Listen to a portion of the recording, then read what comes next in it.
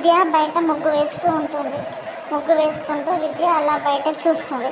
బయటకు చూసేసరికి అప్పుడే అక్కడ చాలామంది గుంపుగా ఊపిస్తారు. ఏంటబ్బా అని అలా విద్య లేచి నిలబడి చూస్తుండగా గోడలపైన విద్య ఫోటో మరియు విద్యతో పాటు ఇంకొక అబ్బాయి ఫోటో, ఇద్దరి ఫోటోలు గోడలపైన అతికించి ఉంటాయి. వాటిని ఆ ఊళ్ళో వాళ్ళందరూ ఒక్కొక్కరు చూస్తూ నిలబడి, కొంతమంది ఏమో ఫోటోలు తీసుకుంటూ సెల్ ఫోన్లో సెల్ఫీ తీసుకుంటూ కనిపిస్తారు.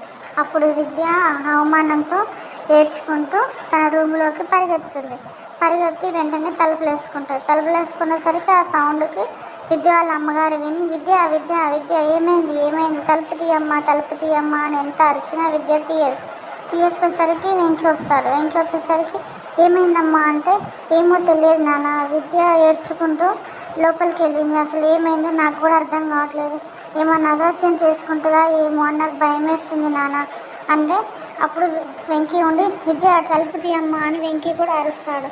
వెంకీ వాళ్ళ అమ్మగారు ఉండి విద్య అన్నయ్య వచ్చాడు తలుపు తీయమ్మా అంటే విద్య అసలే తీయదు. లోపల విద్య ఒక చీర తీసి ఫ్యాన్కి ఉరి వేసుకునేసరికి వెంకీ ఏం చేస్తాడో తలుపును బలవంతంగా డోర్ నెట్టేసి లోపల డోర్ తీసి చూసేసరికి విద్య ఫ్యాన్కి ఉరి వేసుకొని కనిపిస్తుంది.